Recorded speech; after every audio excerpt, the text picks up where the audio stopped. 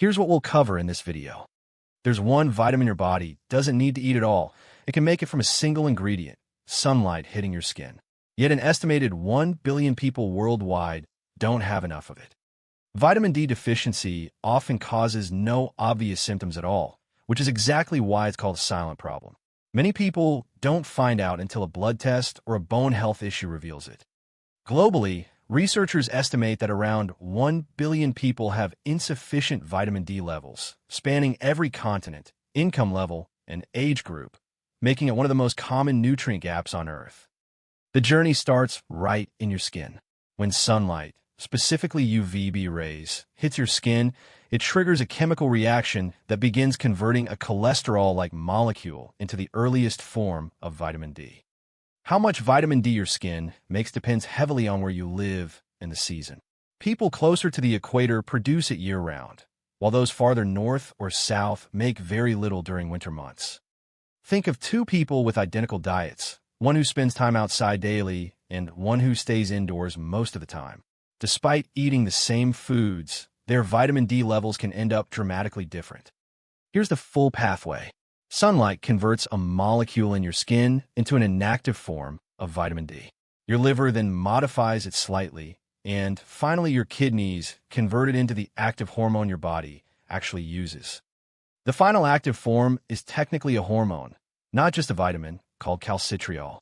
It's built from a modified cholesterol structure, which is part of why vitamin D behaves differently in your body than most nutrients.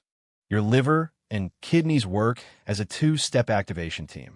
The liver performs the first chemical modification, then sends it to the kidneys, which perform the final step that unlocks its full biological activity. Once activated, vitamin D travels through your bloodstream attached to a carrier protein, reaching tissues throughout your body, from your bones and intestines to your immune cells and muscles.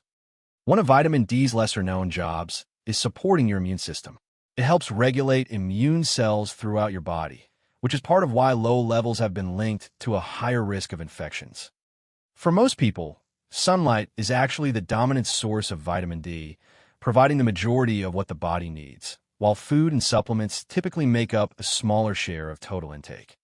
A few more numbers worth knowing. Roughly 40% of adults worldwide are estimated to have insufficient vitamin D, and levels tend to drop noticeably in winter months, even in sunny regions. Quick pause.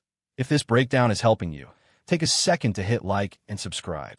It genuinely takes a lot of effort to make videos like this, and your support keeps them coming. Vitamin D levels typically follow a seasonal pattern, rising through spring and summer as sun exposure increases, then steadily falling through autumn and winter as daylight and sun angle decrease. Consider a 35-year-old office worker with persistent fatigue and bone aches. Blood tests revealed significantly low vitamin D, and after several months of supplementation and more outdoor time, both energy and bone discomfort noticeably improved. Certain factors raise your risk of low vitamin D. Limited sun exposure, darker skin tone, living farther from the equator, older age, and certain medical conditions can all reduce how much vitamin D your body makes or absorbs. Compare vitamin D sources directly. 15 minutes of midday sun exposure can produce far more vitamin D than most people get from an entire day's worth of typical food sources combined. Correcting a deficiency can make a real difference. Someone who starts appropriate vitamin D supplementation often sees blood levels rise from clearly deficient to a healthy range within about 2 to 3 months. So what can you actually do? Get some regular sun exposure when possible.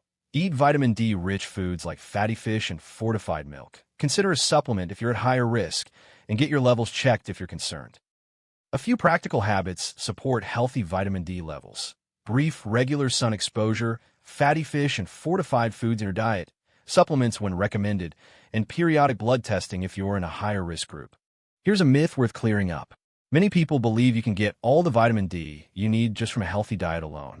In reality, very few foods naturally contain much vitamin D, which is exactly why sunlight and supplements matter so much.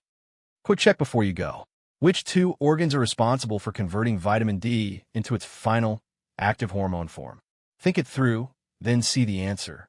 Vitamin D isn't just a nutrient you eat, It's a hormone your body builds in stages, starting with sunlight on your skin and ending deep inside your kidneys.